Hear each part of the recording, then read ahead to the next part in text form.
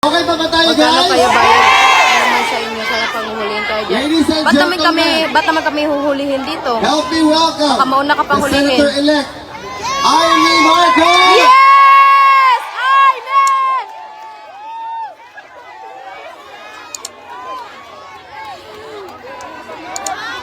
Woo!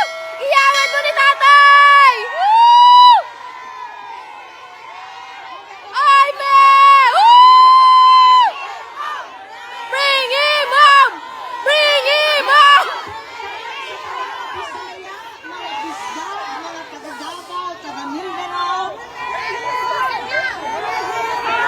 Ayan na! Ayan na! Nay, magmangkas naman kin ka! Maupay nga ugto sa tanan. Yes! Taray ko, para matulaw, para bakato. Tuwa-tuwa ako makapiling kayong lahat. Lahat tayo, bendeng, bendeng. Higit sa lahat, narito po ako para sumabay sa ating pinakamamahal na Vice President Inday Sara Duterte sa kanyang kaarawan. Ngunit narito rin ako para sumabay sa inyo for the first time. Alam ko na matagal na kayong pabalik-balik po rito. Yes! Walang kupas, walang kapaguran, walang pag-give up, tunay na tunay pabalik-balik upang lamang intayin ang paglaya at paglabas ng ating minamahal. Yes! Bring him home! Bring him home! Ng ating Vice Presidente Inday.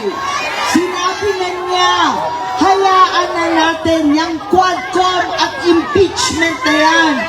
Baliwala na yung pang-aapi sa akin at sa Vice Presidential Office.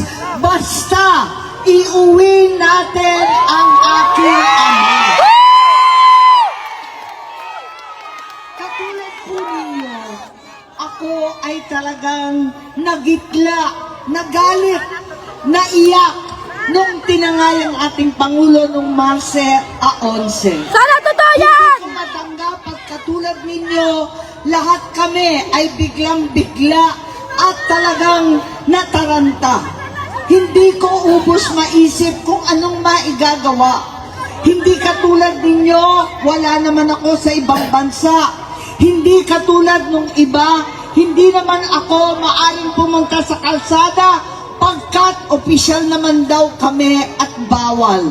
Ngunit naisip ko, bilang senador, maglunsad ng pangkalahatang investigasyon para malaman ng Senado at ng buong mundo Yes! ang pangkalahatang paglalabag sa ating saligang batas, sa lahat ng batas ng buong mundo, sa batas ng Pilipinas, higit sa lahat, sa batas ng Panginoon na bawal ang pang-aapi sa matatanda at may sakit.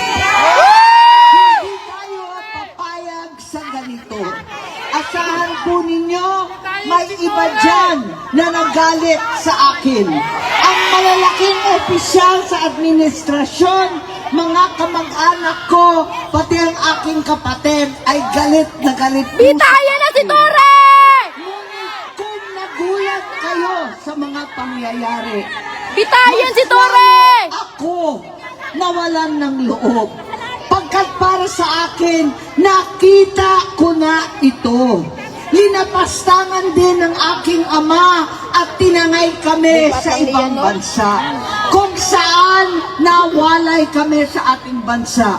Bakit natin papayag ang partido dahil sa inyo? Nanalo pa rin tayo. Sa inyong lahat. Bring him home! Bring him home! Salamat, Bring him hindi home! niyo ako iniwan.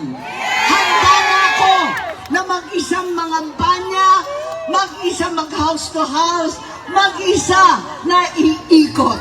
Ngayon pala, hindi ako naulila. Hindi ako nag-isa, dahil ang birthday girl natin, si Vice President Inday Sara Duterte, 10 ng DDS, 10 ng OFW, 10 na mahal narito ngayon sa The Hague ay sumama sa akin. Maraming salamat.